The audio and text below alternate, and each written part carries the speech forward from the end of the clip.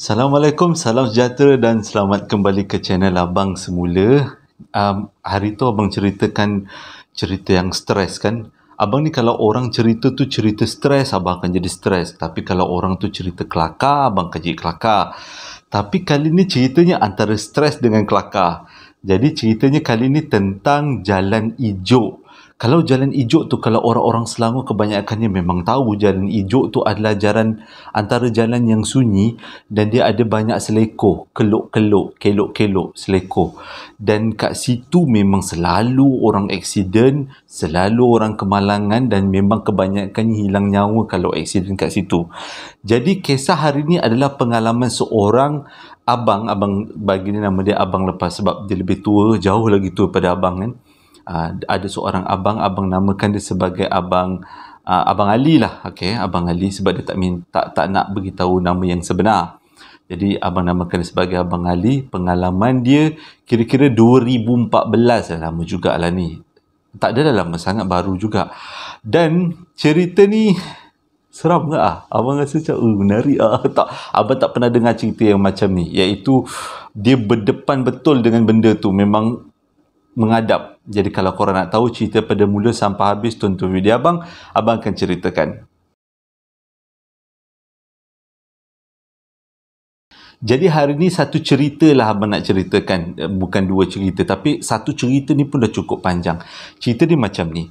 Pada tahun 2014, Abang Ali kan abang cakap dia? Abang Ali ni, dia tinggal dengan bini dia dekat Kelang. Jadi dia kerja dekat Kelang lah. Tapi waktu tu dia hantar bini dia balik kampung dekat Sekincan sebab bini dia nak bersalin. Jadi kalau dia kerja dekat rumah, kalau dia kerja dekat Kelang, dia tinggal sorang-sorang. Bini dia tinggal sorang-sorang dekat rumah. Waktu dia pergi kerja, tak sedap pula kan, orang mengandung ni takutlah berlaku apa-apa. Jadi bila dah dekat syarat-syarat tu, dah dekat nak bersalin tu, Abang Ali ni bawa lah bini dia, hantar dekat rumah bapak mentua dia dekat Sekincan. Lepas tu, satu hari, Abang Ali dapat telefon daripada bapak mentua dia yang bini dia nak bersalin. Tapi waktu tu lebih kurang pukul 12 malam macam tu. Okey. Jadi waktu tu Abang Ali ada dekat Kelang. Malam tu juga dia planning nak travel, nak pergi ke Sekincan, nak tengok bini dia. Sebenarnya boleh je dia suruh saudara mara ke sahabat handai ke yang ada dekat Sekincan tu hantar bini dia ke hospital. Tapi dia fikir macam itu adalah sebahagian daripada tanggungjawab dia. Dia pun rasa macam dia perlu balik malam tu. Dia perlu tolong bini dia bagi semangat, selain pada bagi semangat, tunaikan tanggungjawab dia lah kan. Jadi malam tu juga dia travel balik daripada Kelang ke Sekincan semata-mata nak hantar bini dia ke hospital. Tapi dia waktu tu dia kata dia memang tak cukup duit nak lalu jalan yang ada tol. Jadi alternatif lain dia lalu jalan dekat Ijuk. Dekat Ijuk sebenarnya dia tak pernah lalu malam. Sebab dia selalu dengar jalan dekat Ijuk tu memang selalu orang aksiden. Kalau aksiden sikit-sikit tak apa, yang selalu matilah yang ada kat situ. Okey, tak apalah. Tapi dia ni ada sesuatu yang abang nak ceritakan nanti. Kan nanti abang ceritakan. Okey. Jadi dia ni tak nak lalulah juga dekat jalan hijau tu, tak payahlah pergi Sekincan lalu tol kan. Dekat jalan hijau tu dia ada beberapa selekor. Lebih kurang 9 selekor kata Abang Ali cerita kat abang. Selekor pertama tak ada apa-apa. Selekor kedua tak ada apa-apa. Selekor ketiga sampai selekor ketujuh tak ada apa-apa. Bila masuk selekor ke-8, tiba-tiba Abang Ali bau wangi. Wangi yang memang dia kata macam bau minyak wangi yang kasturi tu. Wangi sangat. Tapi Abang Ali ni bila dah terlalu wangi sangat, dia pening. Dia kata dia buka lah tingkap. Masa tu dia tak terfikir apa-apa. Okay. Dia buka tingkap. Lepas dia buka tingkap, dia sampai dekat selekor yang ke-8 waktu tu. Selepas selekor ke-8. Dia buka je tingkap, tiba-tiba dekat sebelah dia ada checkpoint. Baik, tak sebut nama sebenar. Okay, awal lagi. Sebelah dia ada checkpoint. Kak Pun lah sebenarnya, Kak Pun dekat sebelah. Atau abang tanya, wih bang, gila berani abang. Abang takut tak? Dia cakap dia tak tahulah. Daripada kecil dia memang tak takut. Dia jenis orang yang tak takut. Kenapa dia tak takut, nanti abang cerita. Dia kata dia duduk kat sebelah. Lepas tu macam berderau. Tapi bila dah duduk kat sebelah tu, dia start baca Al-Fatihah. Al-Fatihah dia baca. Lepas tu dia susul dengan selawat Nabi. Dia selawat Nabi. Waktu dia baca selawat Nabi tu, benda kat sebelah tu berdesir tau. Macam ular cakap. Macam tu. Macam nak mematuk-matuk. Makin abang tu baca, makin abang Ali baca, makin kuat, makin dia rasa macam marah lah. Atau abang tanya dengan dia, macam mana bentuk dia? Baju dia putih, lepas tu rambutnya panjang, tapi waktu dia duduk dekat sebelah abang Ali, dekat tempat duduk sebelah tu, dia tundukkan kepala dia. Jadi tak nampaklah muka dia pada waktu tu. Tapi bila abang Ali makin baca selawat Nabi, lepas tu abang Ali baca surah Al-An'am ke? Macam itulah lebih kurang, surah Al-An'am. Dia kata ayat 30 dan ayat 31. Dia punya maksudnya berbunyi, surat daripada Nabi Sulaiman. Dia beritahu pada makhluk-makhluk pada waktu tu, dalam tafsir Quran tu lah, wahai makhluk-makhluk, tunduklah, janganlah kau bermegah-megah, tunduklah kepada kekuasaan Allah. Macam itulah lebih kurang ayat dia. Bila abang tengok Google balik kan, maksud ayat tu yang abang Ali baca. Jadi dia duduk ulang-ulang. Bila benda tu berdesir, makin dia kuat, makin ulang. Sebab dia kata, dalam hati dia lah, baru dia tahu kenapa orang banyak aksiden dekat kawasan ni. Sebabnya benda tu yang duduk dekat sebelah. Kalaulah orang lain yang memang macam kategori abang ni, ada kat sebelah, makcik pun kat sebelah, kau rasa mau abang menjerit-jerit, keluar segala jenis suara lah. Segala jenis suara abang akan keluar. Suara pitching tinggi, pitching rendah, pitching macam tu. Gila. Tapi abang Ali tak takut. Abang memang pelik, macam mana abang Ali tak takut? Memang abang Ali tak takut ke? Tak takut, memang insya-Allah tak takut. Lagipun kita ada amalan, dia kata kita baca, makin baca benda sebelah makin berdesis. Lepas tu nak dijadikan cerita, abang Ali baca selawat Nabi kuat-kuat. Bila abang Ali baca selawat Nabi kuat-kuat, benda tu toleh ke arah dia. Pandang arah dia. Lepas tu abang tanya macam mana dengan rupa dia. Dia kata rupa dia macam perempuan, tapi mukanya mengerutu lah, berkodok-kodok semua. Cuma yang dia perasan, sebab dia tak boleh nak tengok tepat kan, sebab tengah drive dekat kawasan berbukit-bukit kan. Dia kata matanya memang macam traffic light. Lebih tepat lagi, kalau korang pernah tengok suis-suis lampu yang ada kalau kita petik warna merah tu kan, ada kata warna tu macam tu. Cuma dia bulat, buntang, lepas tu lidahnya terkeluar, lepas tu berdesir-desir macam ular. Makin baca selawat Nabi, makin baca, makin benda tu marah. Lepas tu abang Ali pun macam ni jugalah, cuba lawan jugalah. Lawan takut, tapi memang berani lah. Abang tabik spring, gila kalau abang mati Okey, selepas ekor ke-9, benda tu hilang macam tu aja. Tapi dalam hati abang Ali, patutlah orang kat sini ramai aksiden macam ni munculnya.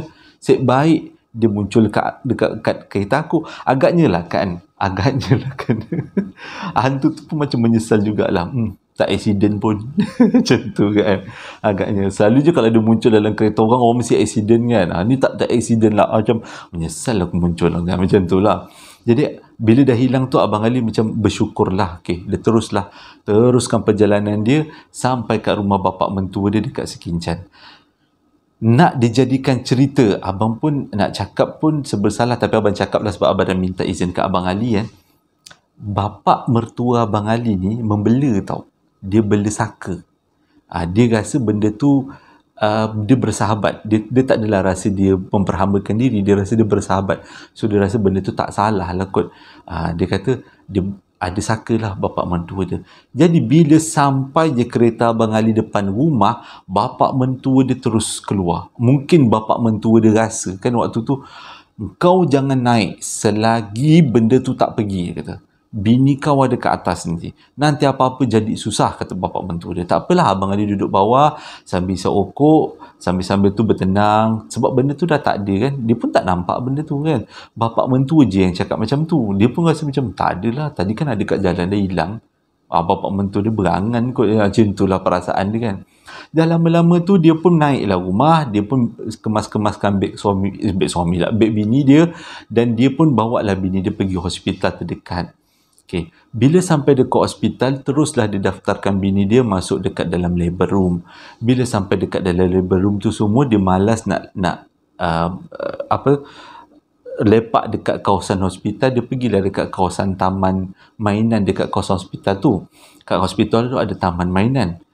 Rupanya benda tu daripada tadi ikut dia. Memang nak cik naas benda tu. Okey, bila dia duduk dekat taman permainan tu, tiba-tiba benda tu muncul. Dia macam, ni benda tadi.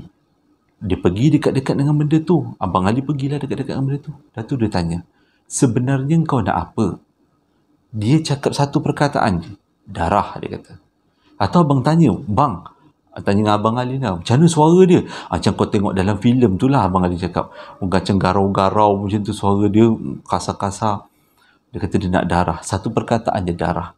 Lepas tu Abang Ali cakap, tak boleh jadi benda ni. Abang Ali ni pun ada amalan-amalan sebab bapak dia imam, orang alim. Jadi bapak dia bagi amalan termasuk dengan surah Al-An'am tu dia. Kalau tak silap abang lah, Al-An'am abang dah tengok malam hari tu. Jadi Abang Ali pun pergi dekat benda tu sebab memang dia berani kan. Dia pegang rambut benda tu. Lepas tu dia mulalah bacaan ayat-ayat kursi semua, dan akhirnya benda tu hilang. Atau abang tanya dengan dia, bang, abang pegang rambut dia tu macam mana rasanya? Rasanya macam pegang ranting. Nampak macam beralun, lembut, tapi pegang tu keras, dia macam pegang ranting. Mana ada shampoo kat sana kan? Itu macam ranting.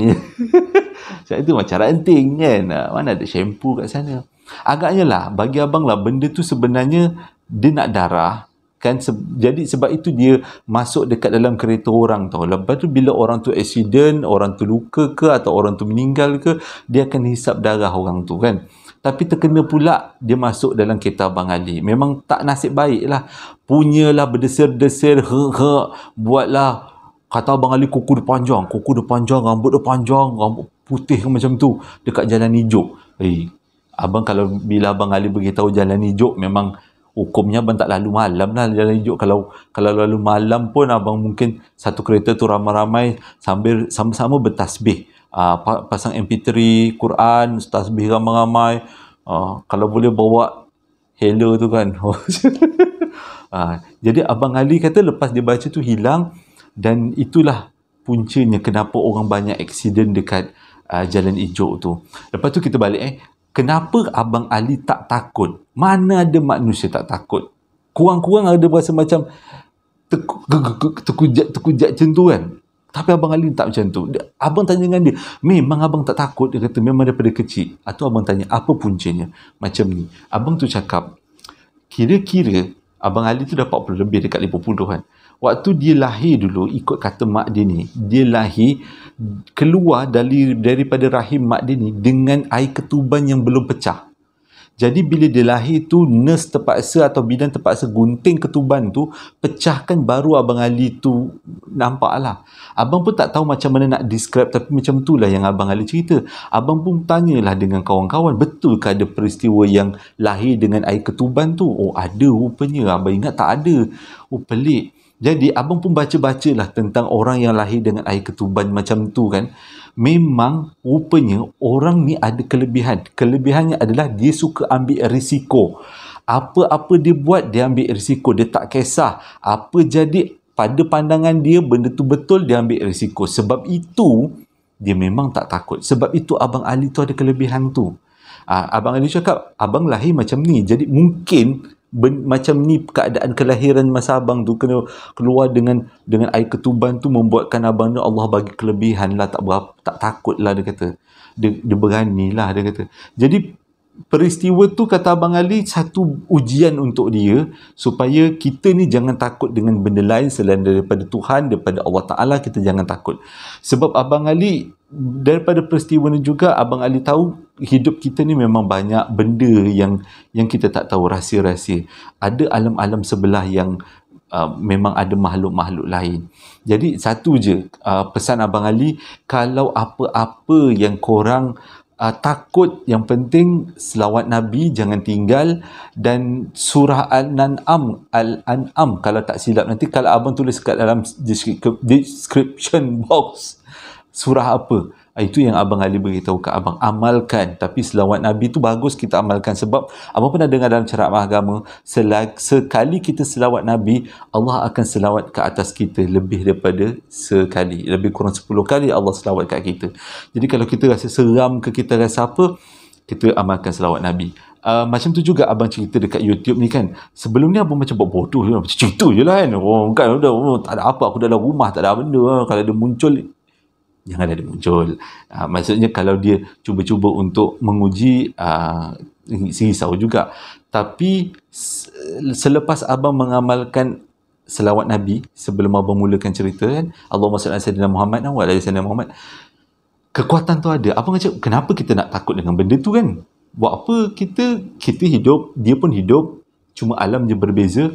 Jadi abang ada kekuatan dan abang kongsikan benda ni semua, pengetahuan dan pengalaman orang kita boleh kongsi. Jadi next time kalau ada orang nak lalu kat jalan hijau, hati-hati, banyakkan selawat Nabi. Macam tu. Okey.